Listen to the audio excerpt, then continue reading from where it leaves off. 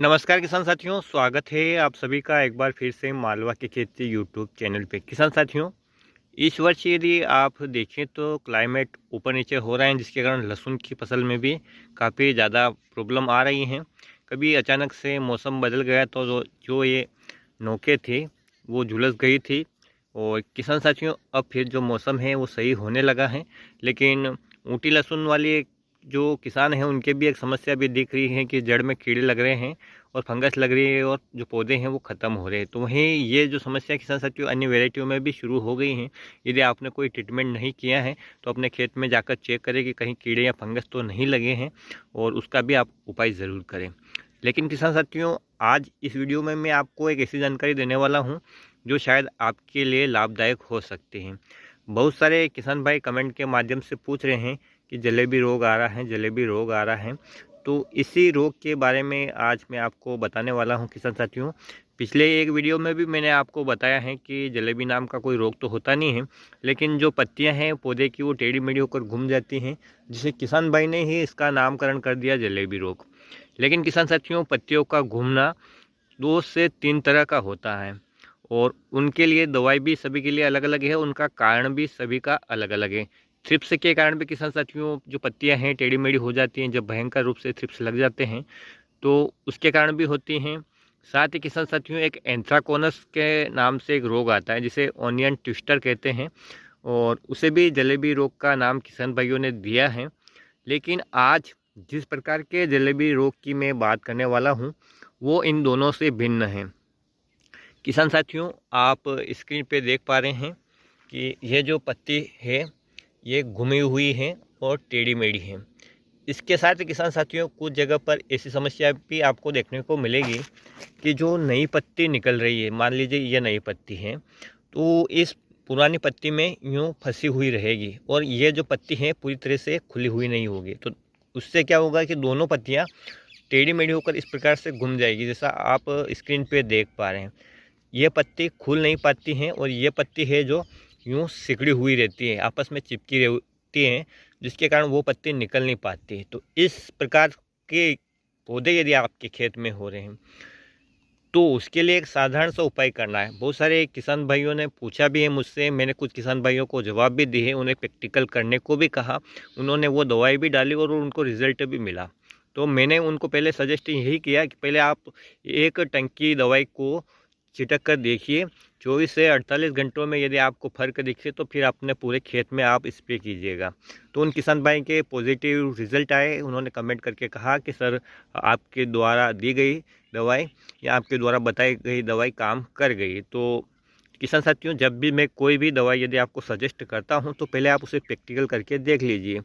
तो किसान साथियों, यह समस्या क्यों आ रहा है इसकी मुझे जानकारी नहीं, क्योंकि मैं तो एक किसान हूँ। लेकिन इस प्रकार की समस्या मेरे भी जब आती है तो मैं उस पर एक ही दवाई का प्रयोग करता हूँ, वही दवाई मैं आपको सजेस्ट करूँगा। आप कह रहे होंगे कि आपके खेत में खुद के पत्ते हैं जो टेढ़े मेढ़े होकर चल रहे हैं। तो किसान साथियों, जैसा कि आप जानते हैं कि पिछले वीडियो में मैंने आपको बताया है, कल ही मैंने इसका इरिगेशन किया है, खेत में अच्छी खासी नमी है। कल या परसों इसमें उसी दवाई का स्प्रे मैं करूँगा जिसको मैं आज आपको वीडियो के माध्यम से सजेस्ट कर रहा हूँ। किसान साथियों, जो मैं दवाई बता रहा हूँ, आपके भी यदि इस प्रकार की समस्या आ रही है कि जो नई पत्तियां हैं वो ठीक से नहीं खुल पा रही हैं, या ये जो पुरानी पत्तियां हैं वो इस प्रकार से टेढ़ी मेढ़ी होकर चल रही हैं, तो किसान साथियों, एक साधारण सा फंगीसाइड है, कॉन्टैक्ट तरीके से काम करता है, लेकिन किसान साथियों वो एक मल्टी पर्पस फंगस को या कहें तो ब्रॉड स्पेक्ट्रम फंगीसाइड है, और एक बैक्टीरिया साइड भी है। एक खुद में उसमें ऐसा गुण है कि वो बैक्टीरियल डिसीज़ को भी कंट्रोल करता है। यदि आपके खेत में किसान साथियों डाउनी मिल्ड्यू का भी प्रकोप है तो उसको भी ये आसानी से कंट्रोल करता है। सस्ता सा प्रोडक्ट है, इसलिए बहुत सारे किसान भाई इस पर विश्वास नहीं करते हैं। लेकिन एक बार यदि आपके खेत में इस प्रकार की समस्या आ रही है तो प्रैक्टिकल करके ज़रूर देखिएगा किसान साथियों, रिजल्ट आपको पॉजिटिव मिलेंगे, पूरी की पूरी गारंटी है। समस्या केवल वही होनी चाहिए जो मैं आपको बता रहा हूँ कि पत्तियाँ हैं वो आपस में चिपक जाती हैं, ठीक तरह से खुल नहीं पाती हैं।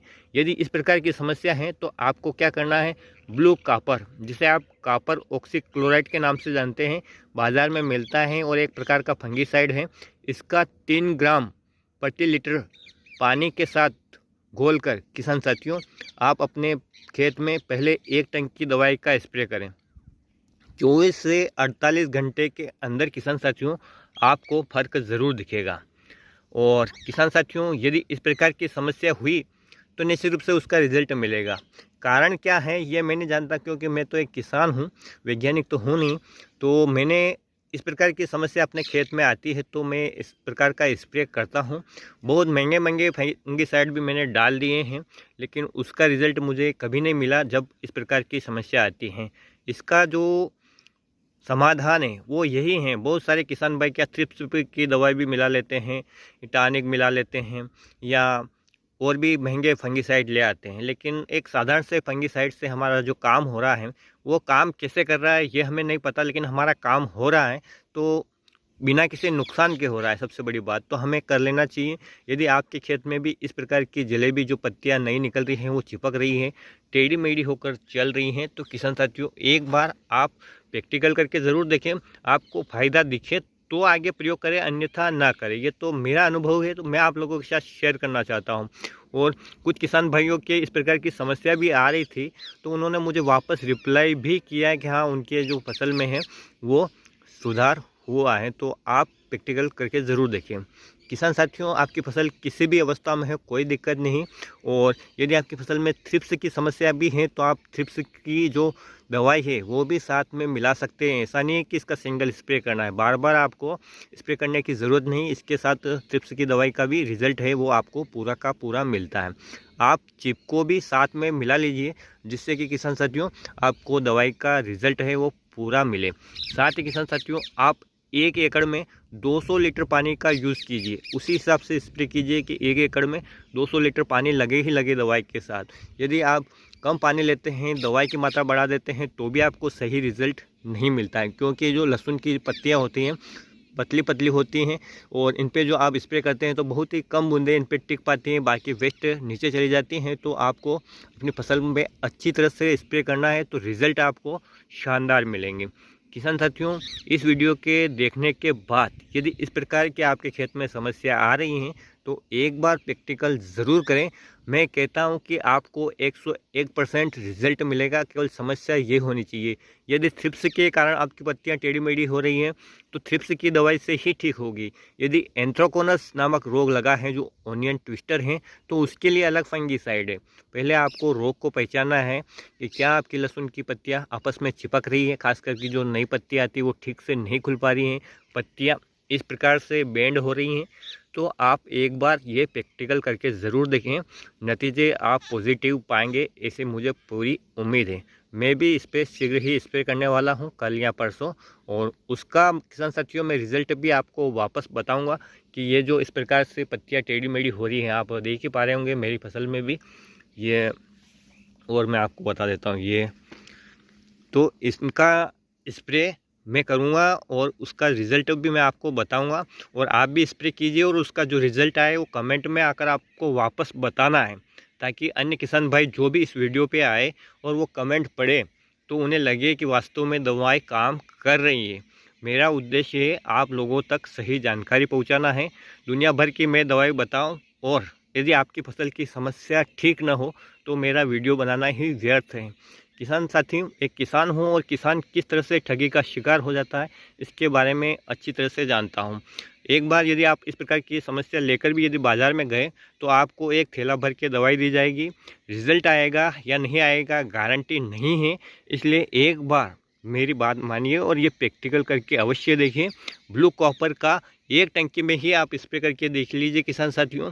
24 से 48 घंटों में कोई ज़्यादा समय नहीं है, आपको रिज़ल्ट है वो देखने को मिले तो ही पूरे प्लॉट में आप उसे रिकमेंडेड करें या स्प्रे करें, तो आपकी जो लागत है वो किसान साथियों बिल्कुल बच जाएगी। क्योंकि महंगे महंगे फंगिसाइड भी कभी रिज़ल्ट नहीं देते हैं, जहाँ काम करे सुई वहाँ क्या करे तरवारी, इसके बारे में आप अच्छी तरह से जानते हैं।